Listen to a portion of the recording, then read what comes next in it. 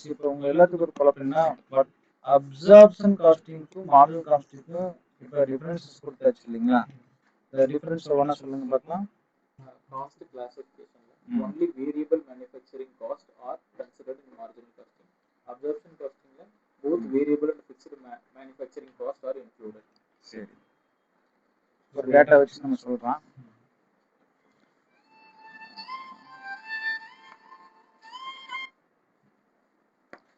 S example வந்து நான் சொல்றேன். ஒரு ப்ராடக்ட் வந்து 100 யூனிட் என்னப்பா நோட் எடுத்து ப்ரொடக்ஷன் வந்து எவ்வளோங்க? 100 யூனிட். சேல்ஸ் வந்து செல்லிங் ப்ரைஸ் வந்து எவ்வளோங்க? ப்ரொடக்ஷன் பண்ணது வந்து எவ்வளோங்க? 100 யூனிட். சேல்ஸ் பண்ணது எவ்வளவு? 80 யூனிட்ஸ். மிச்சம் எவ்வளோங்க இருக்கும்? அது பேர் என்ன சொல்லுவீங்க? க்ளோசிங் ஸ்டாக் சொல்லுவீங்களா? கரெக்டுங்களா இல்லையா? அது பேர் என்னங்க? Yes. Selling price per unit 50 ரூபான்னு வச்சுக்கோங்க. என்னங்க? per யூனிட் எவ்வளோங்க? 50. அப்புறம் காஸ்ட் நான் சொல்றேன். டைரக்ட் மெட்டீரியல் 10 ரூபாய், டைரக்ட் லேபர் 5 ரூபாய், ஓவர் ஹெட் வந்து 5 ரூபாய். 10 ரூபாய், டைரக்ட் லேபர் 5 ரூபாய், வேரியபிள் ஓவர் ஹெட் எவ்வளோங்க? ஓவர் ஹெட் 5 ரூபாய். இப்போ டோட்டல் வேரியபிள் ஓவர் ஹெட் எவ்வளோ வரும்? 80 ருபீஸ் வருமா? 20 ருபீஸ் வருமா? சரி. Factory fixed factory over head என்னங்க? இது வந்து variable over head. Fixed factory over head 1000 rupees. Very good very good very good. அப்ப நல்லா கவனிக்கணும். அப்சார்ப்ஷன் காஸ்டிங் நம்ம இங்க படிச்சீங்க. என்ன படிச்சீங்கன்னா எதை எடுத்துக்கிறீங்களா நீங்க? பிக்சடு காஸ்டிங்கும் நீங்க என்ன செய்வீங்க? அப்சார்ப்ஷன் பண்ணுவீங்க. நீங்க பிக்சடு காஸ்டிங்கும் அப்சார்ப்ஷன் பண்ணுவீங்க. அப்ப பிக்சடு காஸ்ட் பெர் யூனிட் என்னன்னா 1000 ரூபாய் வந்து இல்லைங்க. பிக்சடு ஃபேக்டரி ஓவர்ஹெட் வந்து 1000 ரூபாய். அப்ப எத்தனை யூனிட் ப்ரொடியூஸ் பண்ணிக்கிறீங்க அந்த மாசத்துல? 100 யூனிட் ப்ரொடியூஸ் பண்ணிக்கிறீங்க. அப்ப ஒரு யூனிட் எவ்வளவு வந்துருக்குங்க? பிக்சடு காஸ்ட் 10 ரூபா வந்துருக்குமா? 1000 டிவைட் பை 100 போடுங்க. 1000 டிவைட் பை 100 எதுக்கா போடுறோம்? பிக்சடு காஸ்ட் பெர் யூனிட் சொல்லுங்க. எவ்வளவுங்க? Very good. புரிஞ்சுட்டீங்க என்னங்க? அப்ப ஒரு பொருள் நீங்க ப்ரொடியூஸ் பண்றதுக்கு எவ்வளவு செலவு செய்றீங்கன்னா ஃபர்ஸ்ட் டைரக்ட் மெட்டீரியலுக்கு 10 ரூபாய் செலவு செய்றீங்க, டைரக்ட் லேபருக்கு 5 ரூபாய் செலவு செய்றீங்க, பிக்சட் ஓவர்ஹெட் சரி வேரியபிள் ஓவர்ஹெட் 5 ரூபாய் செலவு செய்றீங்க, பிக்சட் ஓவர்ஹெட் எவ்வளவு செலவு செய்றீங்க? 1000. அப்ப பெர் அப்ப எவ்வளவு மொத்தம் 20 ரூபாய் கிடையாது. நம்ம அப்படியே 20 ரூபாய் சொன்னேன். அப்ப வந்து வேரியபிள் மட்டும் 20 ரூபாய். புரிஞ்சுட்டீங்க. Very good. எனக்கு வேரியபிள் மட்டும் அப்ப எவ்வளவு? 20 ரூபாய். இப்ப பிக்சட் ஓவர்ஹெட் சேர்த்ததுனால எவ்வளவு எவ்வளவு 30 ரூபாய். அப்ப வாட் இஸ் மை ப்ராஃபிட்னு பாத்தீங்கன்னா ப்ராஃபிட் செல்லிங் பிரைஸ் சொல்லிட்டீங்க எவ்வளவுன்னு? 50 ரூபா. செல்லிங் பிரைஸ் எவ்வளவு சொன்னீங்க? அப்ப எத்தனை பொருள் வித்தீங்க? 80 பொருள் வித்தீங்க. 80 தானே? சேல்ஸ் ஆன் 80 தானே? 80 into 550 எவ்வளவு? 400. 840 4000 ரூபாயா? ஆமாவா இல்லைங்களா? ஆனா காஸ்ட் ஆஃப் குட்ஸ் சோல்டு உருவாக்குனது எவ்வளவு? 100. எவ்வளவுங்க? 80 ரூபா இல்ல. நல்லா கவனிச்சுக்கணும். அதாவது நல்லா சேல்ஸ் நடந்தது எவ்வளவுங்க? 80 into 50 4000 ரூபாய். காஸ்ட் ஆஃப் குட்ஸ் சோல்டு ஒரு பொருள் உருவாக்குறதுக்கு எவ்வளவு செலவாகுது? காஸ்ட் ஆஃப் குட்ஸ் சோல்டு எவ்வளவு செலவாகுது? 30 ரூபாய் செலவாகுது. அப்ப 8 3 24. அப்ப 4000த்துல 2400 போயிடுச்சுன்னா மிச்சம் எவ்வளவுங்க இருக்கும்? 1600. Very good. என்ன சொன்னீங்க? சூப்பரா சொல்லிட்டீங்க. இல்லைங்க? What is your profit? 1600 ரூபாய். க்ளோசிங் ஸ்டாக் இருந்திருக்கும்லவா? க்ளோசிங் ஸ்டாக் எவ்வளவு இருந்திருக்கும்? 20 யூனிட். அதுக்கு எவ்வளவு செலவாயிருக்கும்? 30 ரூபாய். அப்ப எவ்வளவு இருந்திருக்கும்? அது 600 ரூபாய். சூப்பருங்க. இதுதான் வந்து அப்சார்ப்ஷன் காஸ்டிங். சொல்லுங்க. இப்ப புரியுதா? இப்பதான் உங்களுக்கு கிளியரா வந்து அப்சார்ப்ஷன் காஸ்ட்னா என்னன்னு உங்களுக்கு இப்பதான் புரிஞ்சிருக்கும். What is absorption costing? Absorption costing is nothing. Fixed overhead நம்ம என்ன செஞ்சுக்கிறோம்? பெர் யூனிட் லெவலுக்கு கொண்டு வந்துட்டு இந்த க்ளோசிங் ஸ்டாக்ல கன்சிடர் பண்றோம். சரி, அதே அடுத்து மார்ஜினல் காஸ்டிங் போட்டுருங்க. சொல்றேன். மார்ஜினல் காஸ்டிங்ல நீங்களே கண்டுபிடிச்சிங்க. வேரியபிள் யூனிட் எவ்வளவுதான்? 20 ரூபா. 30 ரூபாய் 20 ரூபாயா? சேல்ஸ் எவ்வளவு பண்ணீங்க? 4000 ரூபாயா? 8 5 40 தானே? 8 5 40 4000 ரூபாய். நான் எழுதிக்கிறேன். இது sales. What is variable cost? 20. அப்ப எத்தனை ப்ரொடியூஸ் நீங்க சேல்ஸ் பண்ணிருக்கீங்க? 80 யூனிட் சேல்ஸ். அப்ப 20 ரூபா செலவாச்சுன்னா எவ்வளவு? 1600 ரூபா. அப்ப ப்ராஃபிட் எவ்வளவு எனக்கு? 2400 ரூபாய். ஆமாவா இல்லைங்களா? 2400 ரூபாய். 8 5 40, 2 8 2 8 2 வித்தது எவ்வளவு? 80 தானே வித்தீங்க? 8 2 16 தானே வரும். 1600. ஓகே. 8 2 16 தானே சாமி. அப்ப ப்ராஃபிட் எவ்வளவு? 2400 ரூபாய். இப்ப அதான் மேட்ருக்கு வரேன். What is your profit? இந்த இடத்துல வந்து 2400 ரூபாய். இங்க எல்லாம் க்ளோசிங் ஸ்டாக்ல எடுத்துக்கலாம் கூடாது. ஏன்னா இந்த ஒரு பொருளுக்காக அதான் சொல்ல வரேன். See, this is 2400 இல்லையா? Minus fixed cost. என்னப்பா? What is fixed cost? 1000. மார்ஜினல்ல வரும். இது வந்து நம்ம கண்டுபிடிச்ச ப்ராஃபிட் கிடையாது, கான்ட்ரிபியூஷன். கான்ட்ரிபியூஷனுக்கு அப்புறம் பிக்ஸ்ட் காஸ்ட் வரும். அந்த ஃபார்ம் சொல்லி தரல.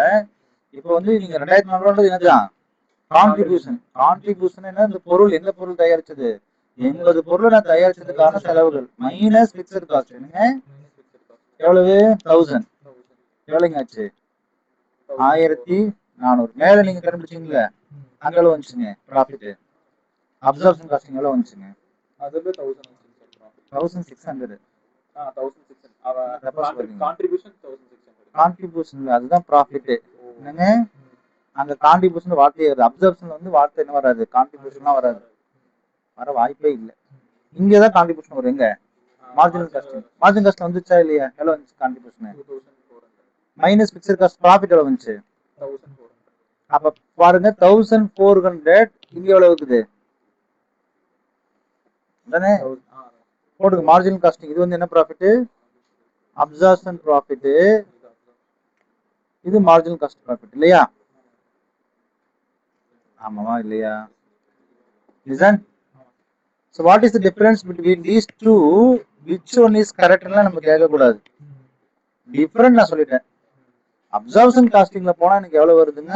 1600 ரூபாய் ப்ராஃபிட் வருது. மார்ஜினல் காஸ்டிங்ல போனா எனக்கு என்ன செய்யுது? 1400. அப்ப அப்சர்ப்ஷன் காஸ்டிங்ல போனா எனக்கு எவ்வளவு லாபம் வருது? எக்ஸ்ட்ரா